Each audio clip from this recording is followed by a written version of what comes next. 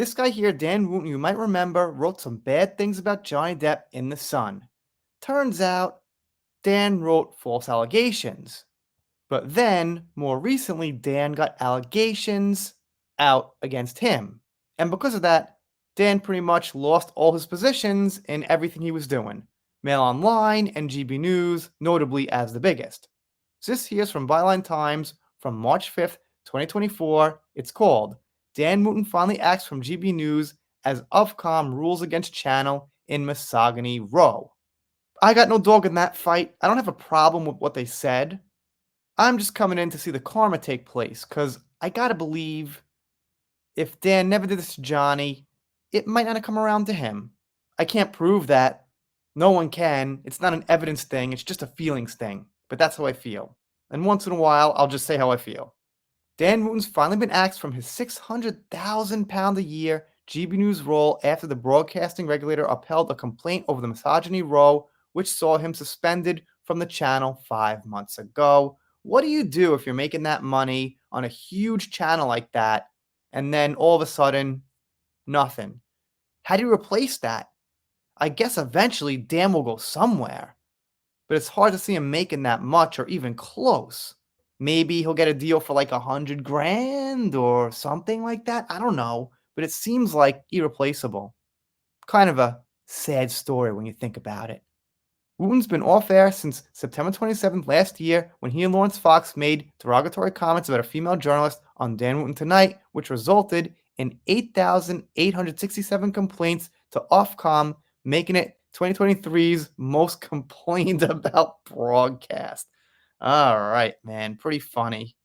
In its judgment, which found that GB News was in breach of generally accepted standards, Ofcom revealed that it had recently been sent new evidence by lawyers for the channel, which it had previously been unable to provide due to an internal employment process.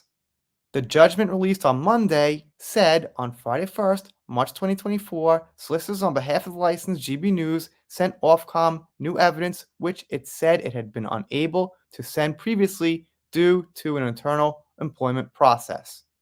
Wait, didn't they just say that? I know I clipped this out right. I think they repeated, but okay. The solicitors said this information supported the license's position that it had asked Mr. Wootton to read out an apology, but he refused, but it had been unable to give Ofcom this information until the point it was considered unfair to Wootton during an employment process.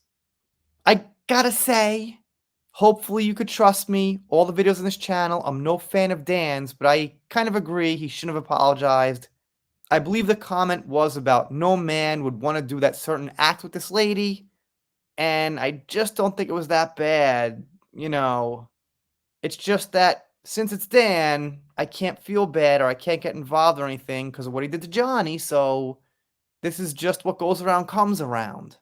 If it wasn't Dan, if it was totally isolated, had nothing to do with this person who wrote this stuff about Johnny, all right, I'd have a different angle here, but he kind of deserves it. The only thing I keep thinking is, if she said that about him, well, nobody would do that act with that guy. Probably nothing would happen. Probably not. So it just seems like a double standard that hit these guys. But on the other hand, it wasn't a professional thing. It wasn't really part of the content. So I could see their argument. I'm not saying they've got no argument. They're completely wrong. Just that, I get it from Dan and Lawrence's side. Given this detail, the publication of Ofcom's decision seemingly confirms that Wootton's internal employment process with GB News is now over. I thought we knew that, but I guess this is an official confirmation. Wootton's also been removed from the channel's list of presenters online. They mentioned that the police investigations against Dan came clean, nothing more to say about that, I guess, not at this time. And then they quote, "He's definitely gone for good, I guess just making sure it's clear. It's not known whether Wootton received a payoff as part of his departure or whether he retains his shareholding in the channel." Well, if Byline Times doesn't know, then no one knows, I guess, except Dan and them.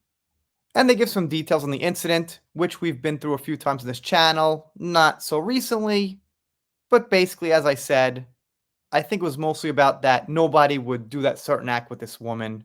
You know the certain act. Yeah, can't say it, but you know. Anyway, that's the gist of this. Glad to see Bond Time still reporting on Dan, but he's pretty much gone now. He's still got his X account, there is that, but that doesn't really make so much money, I don't think. I think you need 7 million engagements to start making money or something, and maybe Dan just about gets that or something, but it's not like bringing in 600,000 pounds a year or anything. Anyway, let me know what you think in the comments. If you're not subscribed here, consider it. If you don't, I'll be sad, but I'll get over it. See you next time.